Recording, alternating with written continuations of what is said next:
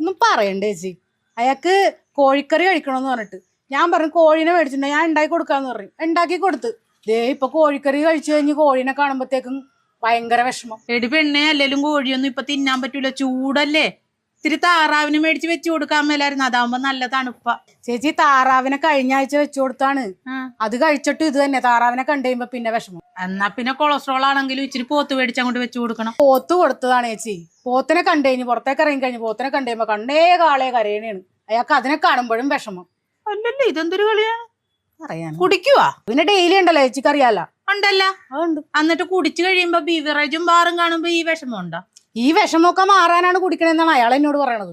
അതും അല്ലാത്ത വിഷമം തന്നെ. നീ അവനെ പോലെ നിനക്കും വല്ല വിഷമം ഉണ്ടോ? ഇയാൾ എന്നെ കെട്ടിയതിന് ശേഷം എന്റെ പുറകെ നടന്ന ചെറുപ്പക്കാരെ കാണുമ്പോ എനിക്കൊരു വിഷമവും, എന്നെ കാണുമ്പോ അവർക്കും വിഷമം. ഈ മാറണ എന്റെ തലയിലായാലെന്നോർത്ത് എന്റെ വീട്ടുകാർക്കും വിഷമം. മൊത്തത്തില്